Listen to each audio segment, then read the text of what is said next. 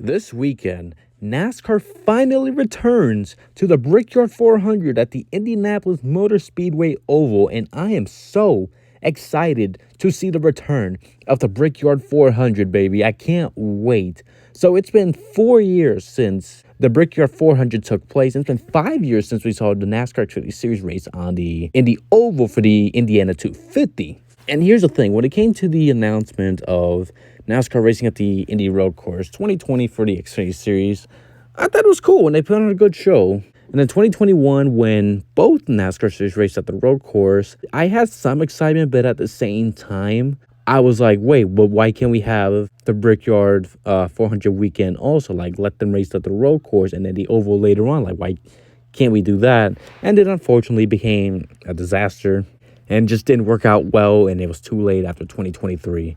And to celebrate 30 years, Indianapolis Motor Speedway, NASCAR agreed that NASCAR will return to the Indianapolis Motor Speedway Oval, and I'll say thank God. I know a lot of NASCAR fans just don't like the Brickyard 400, and I can understand why. After 2008, things just went to hell.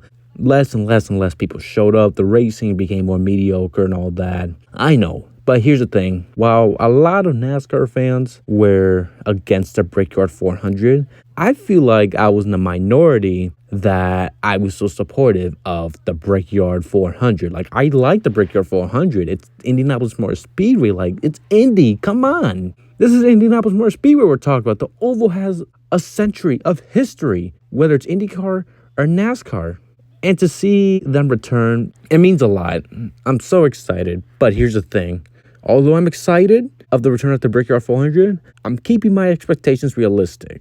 And so should you. So I'm expecting like a good amount of crowd to show up. Like more fans in the stands than the past decade. I'm not expecting like 300,000, 400,000 fans to show up. Those days are long gone. But I feel like if we're lucky enough, 80,000, 90,000 might be good enough. I know that sounds unrealistic, but still, you never know. The racing. So obviously the road course package sucks, even though 2023 race is good. When it comes to racing on the Gen 7 cars on like 2-mile tracks, Pocono has been a success. Michigan has been a success when it comes to the racing. But how about Indy?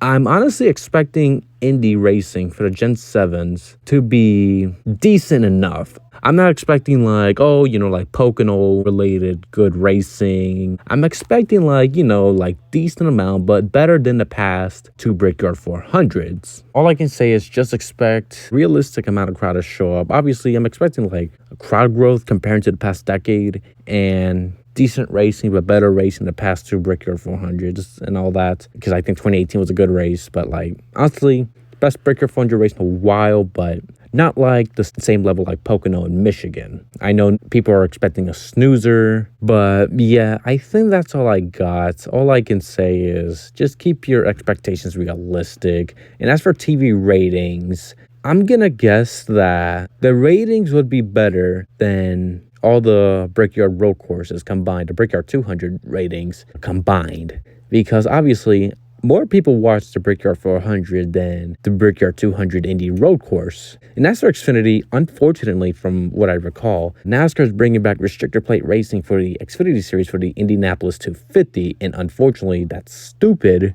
because the Xfinity cars can race beautifully at Pocono and Michigan.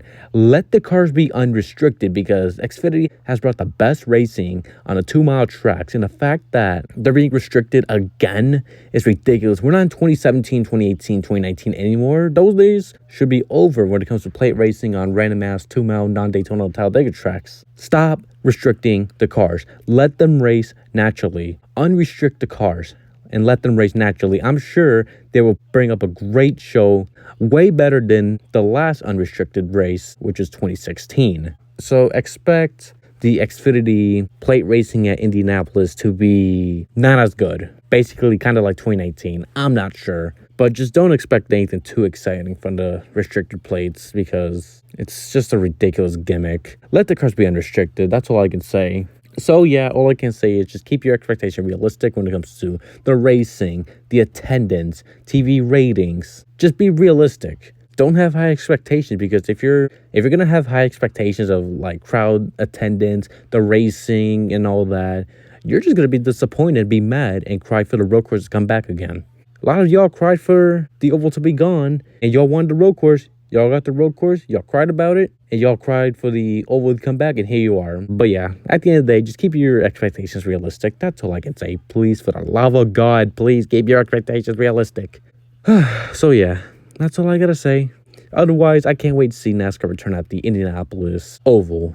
Thank goodness. They should race on the oval. Keep it that way. Keep the crown jewel race at Indy alive, regardless of some flaws. So that's going to do it for another video. I just want to say thank y'all so much for watching. This is Ian, the Motorsports Man, signing off. Goodbye, everybody.